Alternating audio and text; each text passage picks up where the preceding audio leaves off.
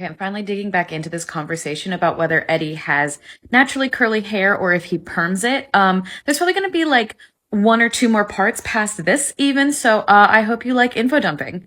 Overall, one of my favorite things in the comments of that last video was so many people basically saying, I think his hair is this because it looks like my hair. And I saw that across like the whole spectrum of I have naturally curly hair or I have I perm it or I treat it or I set it this way or whatever. And I think that that's really fun. I love when we just say, same hat, he looks like me, so it's this. Specifically, the aspect I like of that is there were so many people saying like, I'm Jewish and my hair looks like that, so I think Eddie's Jewish, or I'm Hispanic and I think that Eddie's hair looks like mine, so that's the way I headcanon him. I personally have explored more of the Eddie is Jewish headcanon stuff. Like I've seen a lot of fics with that I really enjoy.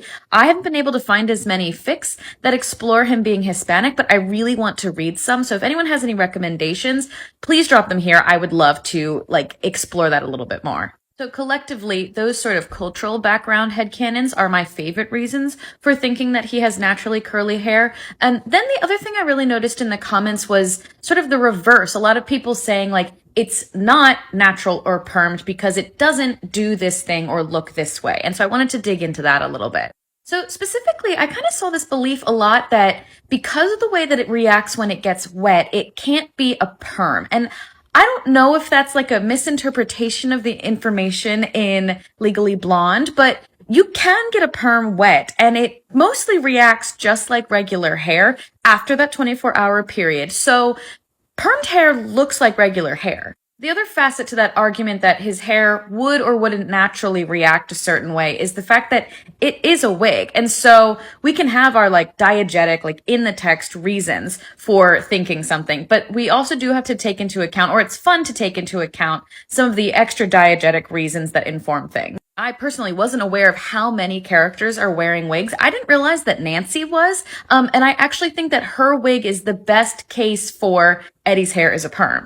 So here I just want to point out, first of all, that I think that both wet and dry, Nancy and Eddie's hair looks really similar. And then Sarah Heinz-Gall, who is the hair designer for Stranger Things, talked a lot about both of their hairstyles in different ways.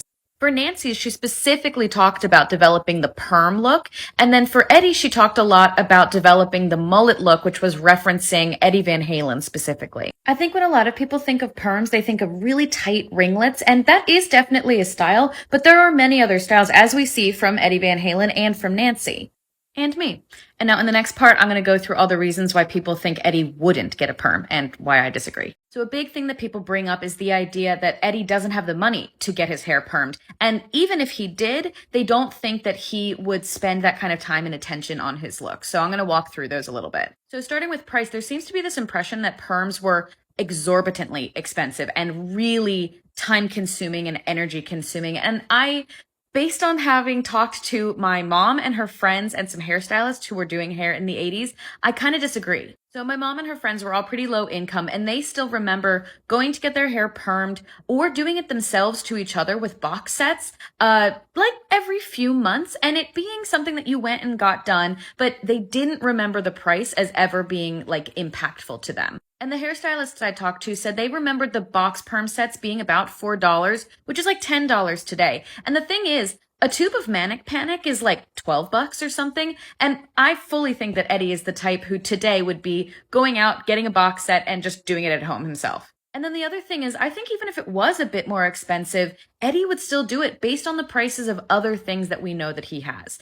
A cassette, like a single, was $2 or $3, and a whole album was like $10, which is like $25 today. So knowing that he has those things, along with a lot of the other things that he has in his apartment and on his person, he has 3 guitars, he has a beautiful record player, he has great shoes that he takes really good care of. I think that Eddie is someone who is very specific with what he spends the resources he has on, and I think that a perm would be one of those things. And this kind of ties to another thing I saw. It was kind of an offhand characterization, but I did see it quite a lot, which is that Eddie is too unkempt or dirty or scuzzy in general to care about his hair at all, and I disagree with that for a lot of reasons. Personally, I'm really aware of the way that that interpretation interacts negatively with other headcanons I have. Like I said in the last video, I really lean into the idea that Eddie is Jewish, and other people really lean into the idea that he's Hispanic. And I think anything that jumps directly from this character is part of a minority and is low income or in poverty to he's dirty has really negative implications. And I don't think anyone is necessarily making those implications on purpose. But since I don't find a lot of canon evidence that Eddie is not clean, I don't like it as an interpretation. And so in the next part, I'm going to try and look at what the evidence actually tells us about Eddie's personal hygiene and hair maintenance and the habits that he has for cleanliness and curating his space. So like I said in the last part, I'm looking for canon details about what Eddie's actual hygiene is. And what my conclusion is that he is disorganized, but not dirty. I think Keith is a good comparison point to talk about hygiene with, because the show does not shy away from showing that Keith is like unwashed, greasy, dirty, and they're shitty to him about that, but the show is not afraid to tell us if a character is meant to be perceived as kind of gross. And Eddie doesn't share any traits like that. And actually, considering the fact that 90% of the time that we see Eddie this season, he is literally on the run in the woods near a lake, he looks great. So I think there is actually more evidence to the fact that even in extraordinary circumstances, Eddie keeps up his appearances as best he can. And if we think about that as Eddie in extraordinary circumstances, we can look at the trailer as evidence of what his mundane life is like. And even that, I also think, leans more into the idea of there is mess in the Munson family, but it is more clutter than it is contamination. The trailer is super disorganized and messy, but that mess is not dirt or debris. There's no food trash or flies or anything like that. In fact, there is very specifically a pile of laundry ready to be sorted in a basket and dish soap sitting on the counter. I think people pull this headcanon of Eddie's dirty a lot from the mattress thing.